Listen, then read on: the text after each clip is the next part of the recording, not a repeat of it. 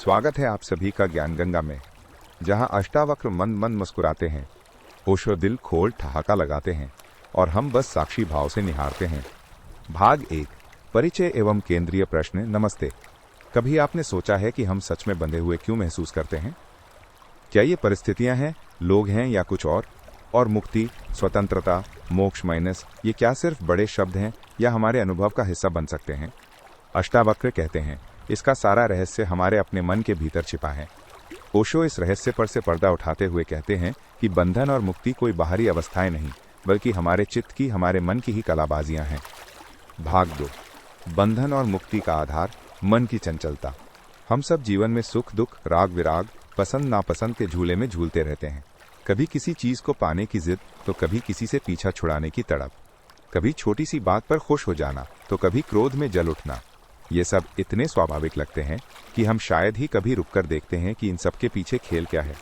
अष्टावक्र इन्हीं मानसिक क्रियाओं में बंधन का सूत्र देखते हैं। तो क्या है बंधन? अष्टावक्र कहते हैं तदा बंधो यदा चित्तम किंचित वांछति शोचति, किंचिन मुंचति गृणाति, किंचित दृश्यति कुप्यति। अर्थात जब मन कुछ चाहता है, किसी बात का शोक करता है, कुछ छोड़ता है, कुछ पकड़ता है, किसी बात पर खुश होता है या क्रोध करता है, माइनस तब बंधन है। ओशो इसे सरल करते हुए कहते हैं मन की ये सारी गतिविधियां, ये इच्छाएं, ये शोक, ये राग द्वेष, यही तो रस्सियां हैं जिनसे हम बंधे हैं। आप क्या चाहते हैं, अच्छा या बुरा, इससे फर्क नहीं पड़ता। चाहना ही, इच्छा करना ही, मन का सक्रिय हो जाना ही आपको बांध लेता है। तो फिर मुक्ति क्या है? अष्टावक्र तुरंत उत्तर देते हैं तदा मुक्तिर्यदा चित्तम न वांछति न शोचति, न मुंचति न गृणाति न हृष्यति न कुप्यति। यानी जब मन न कुछ चाहता है, न शोक करता है, न छोड़ता है, न पकड़ता है, न खुश होता है, न क्रोधित होता है, तब मुक्ति है। कितनी अद्भुत बात है। मुक्ति कुछ पाने में नहीं, बल्कि मन की इन आदतों के थम जाने में है। ये कोई उपलब्धि नहीं, बल्कि मन का अपने खेल से उपराम हो जाना है, शांत हो जाना है। भाग 3, आसक्ति और मैं का खेल। अष्टावक्र आगे कहते हैं हम बंधते क्यों हैं? क्योंकि हमारा मन किन्हीं दृष्टियों में, अनुभवों में, विषयों में आसक्त हो जाता है। तदा बंधो यदा चित्तम सक्तम कास्वपि दृष्टिषु, तदा मोक्षो यदा चित्तम सक्तम सर्व दृष्टिषु। जब मन किसी भी देखने, सुनने, अनुभव करने वाली चीज से चिपक जाता है तो बंधन है, और जब वो सभी अनुभवों से, सभी दृष्टियों से अनासक्त हो जाता है तब मोक्ष है। ओशो समझाते हैं कि ये दृष्टियां ही संसार हैं। रूप, रस, गंध, स्पर्श, शब्द, इन सब में उलझकर, इनमें सुख खोजकर मन अपने चारों ओर जाल बुन लेता है। इस जाल से बाहर निकलना, अनासक्त हो जाना ही मुक्ति का मार्ग है। और इस सारे बंधन का, इस सारी आसक्ति का केंद्र क्या है? अष्टावक्र कहते हैं माइनस मैं, हमारा अहंकार।